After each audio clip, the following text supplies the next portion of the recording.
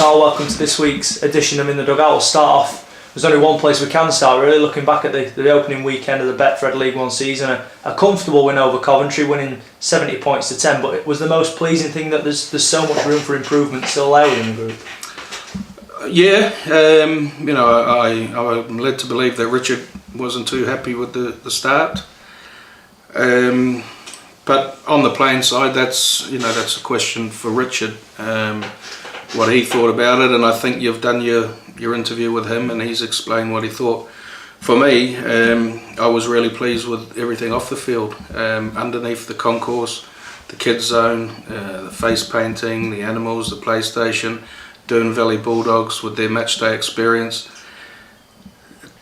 We've worked hard in the off season, talking and talked a lot about attendance and atmosphere, and the feedback from the fans, even in the stand, looking at me, sort of saying, "Yeah, you got this one right, son." You know what I mean? And it's not that they're hard to please, a lot of ours, but they were looking at the crowd, saying plenty here. So it was pleasing because we'd been working real hard for the attendance and the atmosphere. And I'll say this, apart from I think a couple of the Hull friendlies and maybe Lee a year or so ago or a couple of years ago, that was the best atmosphere I'd experienced here for a long time. And long may that continue. Even I thank the singing group from the start, with Don Brooks tribute, what they sang for Don Brooks, it got them in the mood to sing for the day, and so we thank them for that, and it was a touching moment, singing one Don Brooks, so brilliant, very happy. They make a difference. They need to know they make a difference regarding who we're playing. They make a difference when they're singing. You can just see the boys playing with a smile on their face. They appreciate when they're singing their names and all that sort of stuff. We need to do more of that. The stuff off the field we will continue to do. Just boiling along nicely, for hopefully when the bigger clubs come and they bring some as well, the atmosphere should be really good. On the back of that then, again, more of a question for Rich I think than for you, but can we sustain that against the bigger clubs in this league? Given the lack of strength, this question, the lack of depth we have to play within the squad, that's a question for the fans. Look, I'd love to think of course we can. Why can't we? The lack of depth, we've got 20 odd man squad, but if you look at our overall squad, we've probably got a 34 man squad with the players we've got on dual reg. Let's just appreciate what we've got here at the moment and appreciate the players we have got here. We can't control any players we ain't got here. If we if we pick up some injuries, we've got some players from Hull we can put in. I'm not overly concerned of the numbers and then the depth of the squad, because I think with the discussions we've had with Hull, we can cover that. We can go in the loan market if we had to, but let's not try and look for the negatives here. Let's look for the positives, and yeah, of course we can. Would like to think we can challenge the bigger teams. Let's embrace what we have. The players that we have at this club at this moment in time. Let's just be thankful we've got them. One of the players we did have from Hull on Sunday, Hakeem Maludi, scored 32 points, equalled the club record for the total of points scored in a game. Considering he only played just over half and came on for Jack Miller's injury, just how good a feat was that? Brilliant. Hakeem is what he is. We've made him really appreciate this club, and he's took to the club. And then I'm going on about the supporters and myself and Rich and the players. He comes here with the right attitude. He comes here to play. He doesn't come because he's not made the Hull team, and openly says, if I'm not play for Hull FC, I want to play for Doncaster. So, the boy can win you plenty of games, but we need to try and harness him and embrace him and control him a bit. But there's some players you just sit back and when he does things and go, oh wow, and he's one of them. He's a good fella. Because all of his tries were different, weren't they? There was the intercept try, but The one that stood out for me was the one where he sort of shimmied a little bit, saw the full-back out of position, kicked it through for himself. That, as you say, it was typical Hakeem, off the cuff and incapable of producing anything. Yeah, and something you wouldn't probably do in Super League. But he's expressing himself here, and if you look at most of the photos he was in, he's got a smile on his face. That's what you play the game for, to play and enjoy it.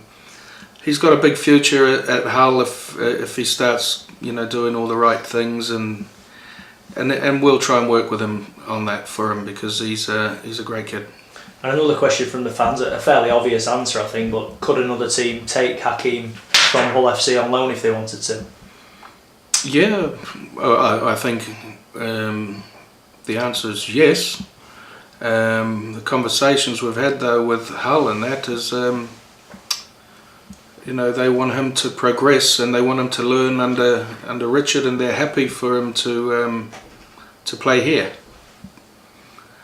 Things could change. We all hope not.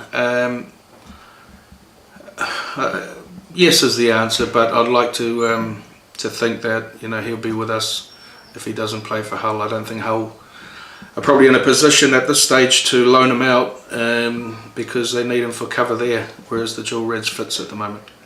Another question from the fans, would it be possible to have a few team sheets available around the turnstile areas for those that don't go in the bar before the game? I don't know, Rob, that's probably you boys. And is it something we need to speak to Sean? Look into? Yeah, it's a fair call. Well, with us having the kids zone down there and getting the adults to mingle around down there and the concourse open and that, we may be able to put some on the tables and the bars down there. The Hemel Stags fixture's been reversed. That was announced this week. Just explain to us the thinking behind that, the home and away games being switched around for this season. Yeah, well, luckily we have home and away because it was one of the games penciled down for the pitch 2. They're looking at having some groundworks done over there around that date, so we spoke to Hemel and said if we flip the fixture around then we could all play on the main bowl. This keeps the supporters happy, the players happy. So we're just looking for one fixture now to play potentially on pitch 2, and that will be the West Wales one. So we'll probably only have one game over there this year. We'll have a bunch of away games at a time, which isn't ideal, but for us, if we can get on the main bowl, that's really where it suits us. And on the main bowl this weekend then, Myton Warriors at home in the 3rd round of the Challenge Cup, 2nd year in a row. How important is it that we approach this professionally and don't take them for granted? We certainly won't do that. They're a fantastic club. We had them here last year, and the sort of relationship we've built up with a load of their, the CEO and the physio and the team and the supporters, we were happy, over the moon to get them. I said that last week. They conduct themselves really well, and I mean that's all their fans. A great team from Hull, so a lot of our boys will know them. So it should generate some interest, and they travel in numbers. And the pleasing part is they play rugby. They get stuck in, but they play rugby. They didn't resort to any dirty tactics or anything like that, and it was a decent game last year. I thought they done themselves proud. And for us, of course, we saw last season after the Myton game what a cup run can do for a club like the Dons, getting leads eventually further on the competition. If we can produce something like that this year, it'd be great for everybody.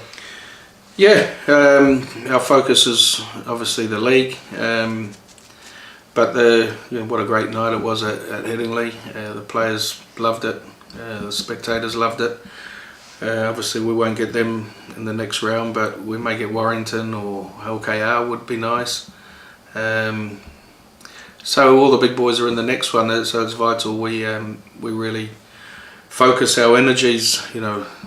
I wasn't trying to be disrespectful there to Myton by saying get LKR. I'm sure Myton would love LKR and they'd love Lee and all those teams as well, but we'll welcome them here. Like I say, a good club, and we're happy to have them down here.